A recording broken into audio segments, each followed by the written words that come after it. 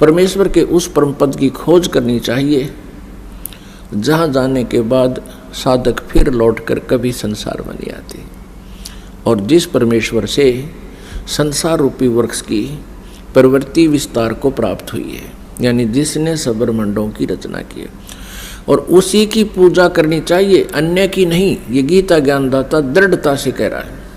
अपनी पूजा के विषय में भी बताता है। 8वें अध्याय के 13वें श्लोक में कहता है कि मेरा तो केवल एक ओम अक्षर है, इसकी साधना करोगे तो मेरे वाली परम गति प्राप्त होगी।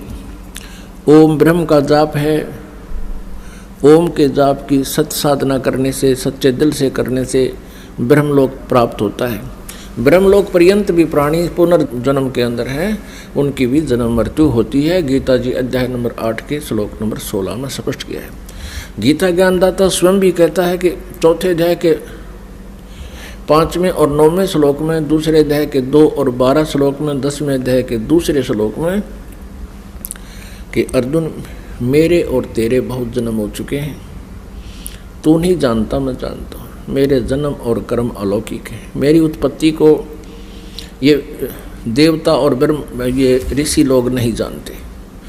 इससे सिद्ध है कि गीता ज्ञानदाता ये ब्रह्म है, श्री कृष्ण जी में प्रवेश करके बोल रहा है।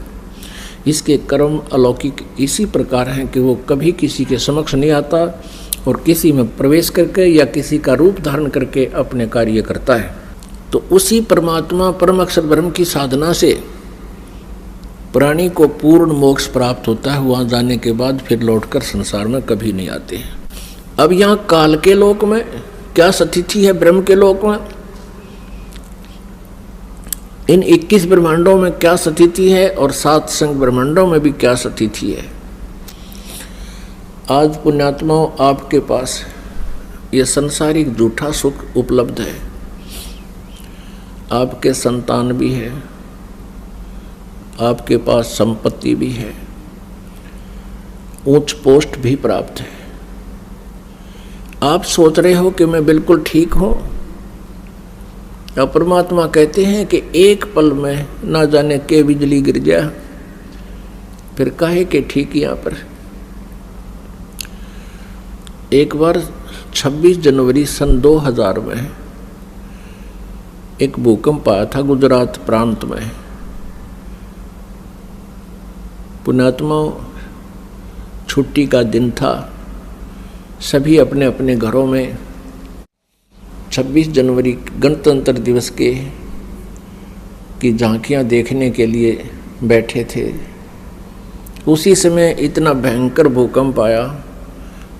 8-8, 6-6 मंजिल की कोठियां थी और वो सभी तहस नहस हो गई।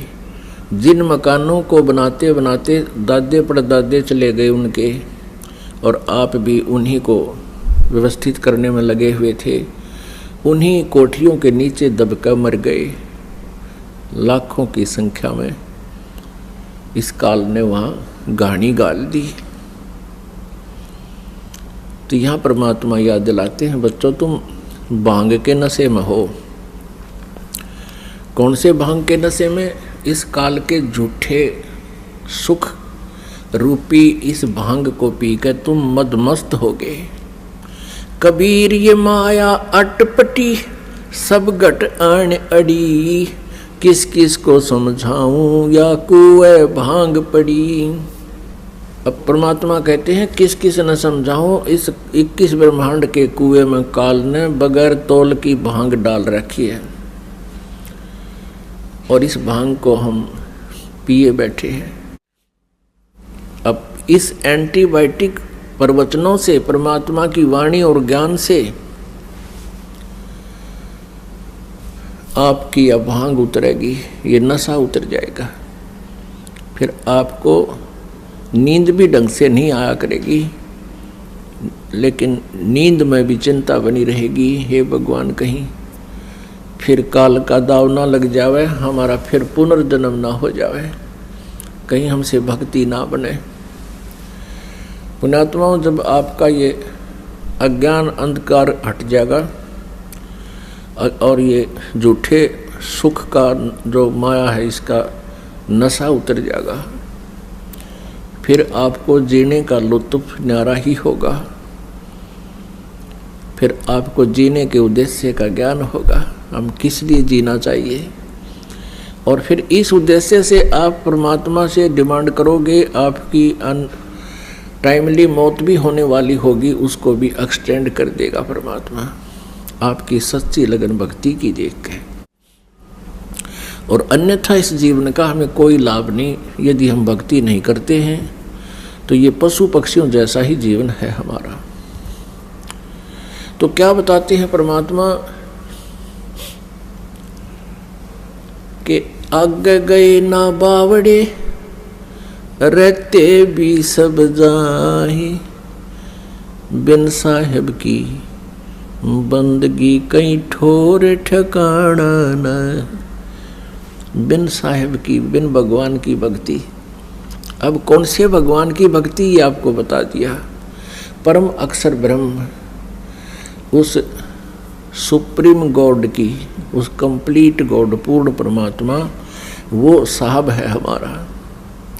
अब जैसे आप जी यहाँ अपने आप को ठीक मान रहे हो, 1 मिनट में मृत्यु हो जाती है, यहाँ से हुआ चलो, फिर अपने पुण्य अच्छे कर रखे हैं तो स्वर्ग में गए, स्वर्ग के अंदर आपके पुण्य रहे तब तक तो आप स्वर्ग में रहे, उसके बाद वहाँ से चलो कहाँ, नरक में।